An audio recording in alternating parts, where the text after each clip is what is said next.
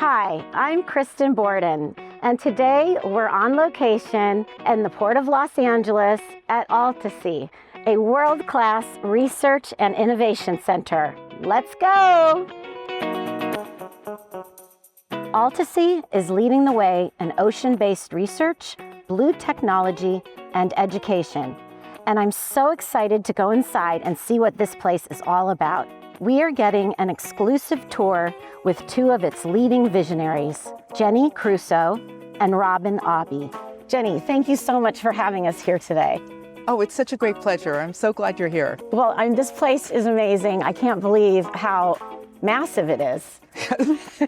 It is massive. So let's talk about how you got here to AltaSea. I know you grew up in San Francisco, but you've been around the Los Angeles area for a very long time. Yes. And you come here with an illustrious list of things in your past, which is very exciting. So would you tell us a little bit about what brought you here? I grew up in San Francisco on the ocean in a part of San Francisco called Sea Cliff, right above Baker's Beach, which is much like Palos Verdes coastline, but always had kind of ocean in my blood, and did go back east to school. I went to Harvard and then came out here to work in actually the film industry, and then went back to Stanford Business School and started really helping nonprofits become fiscally responsible. And through a long journey, ended up being a consultant to the Annenberg Foundation. And Leonard Aube was head of the Annenberg Foundation. I was his consultant working on the strategic partnerships that he felt were critical to really make LA a community and address all the issues that we have to start thinking about as a community, particularly climate change and the environment. So I'm here with Leonard Aube, the Director of Advancement at AltaSea at the Port of Los Angeles.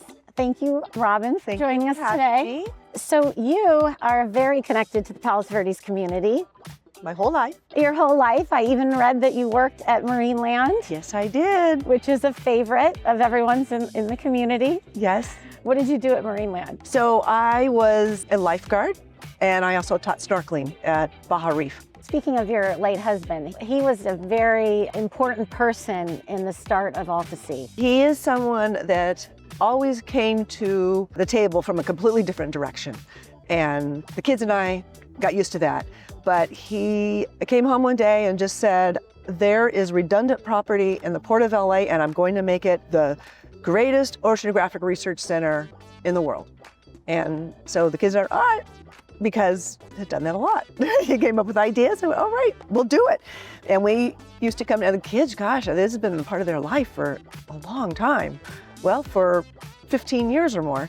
And we would stand out here on Signal and stare at empty warehouses. And the kids, of course, after a while, because we didn't know why, we were just staring at the warehouse, but in his mind, he's just thinking what could happen inside. I think he was one of the first people that even knew what the blue economy was. And he knew how important the ocean was. And he was a marine life photographer. His passion was marine life photography.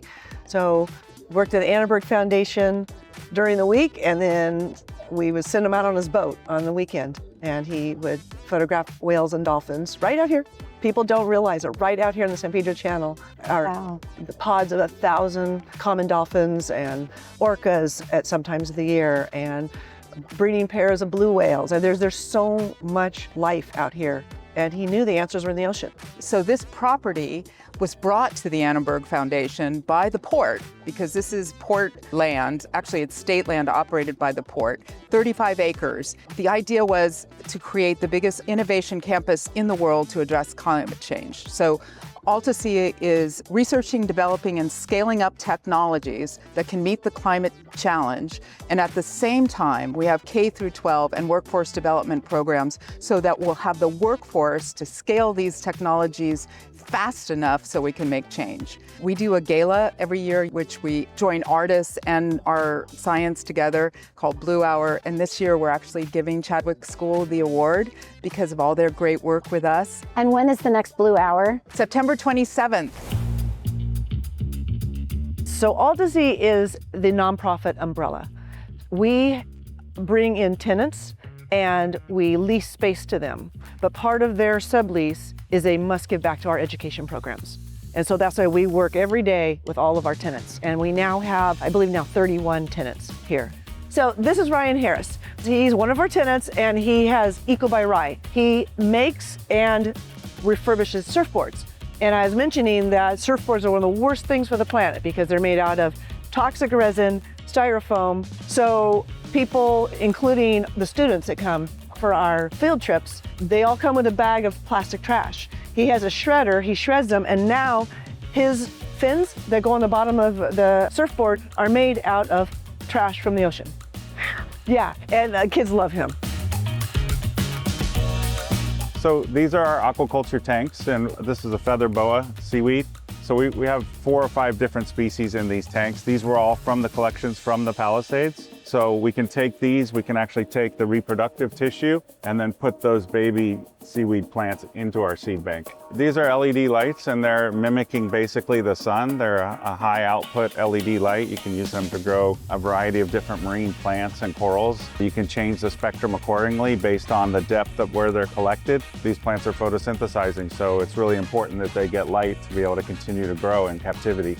So we're basically trying to mimic what's outside and inside. It started as AltaSea's Conservancy and we morphed into Kelp Arc, and it's been around for 3 years. So it's a fairly new organization. We're building a 3,500 square foot laboratory facility here at AltaSea. So by the end of the year, we hope to be moving into our new space in this beautiful location.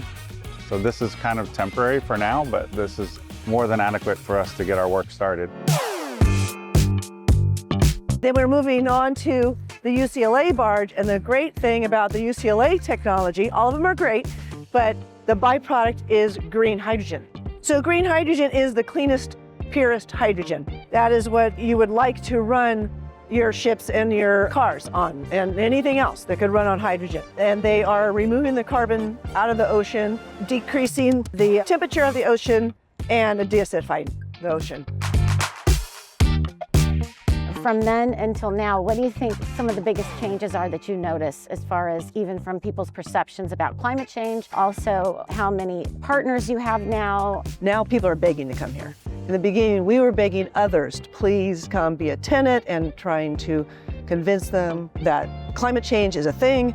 AltaSea is a great place to work and create their whatever startup business they had, that this is the place to come and create your project or your research. I think the lasting legacy for me is if some of the students that come through our programs then come to work at AltaSea and become part of AltaSea.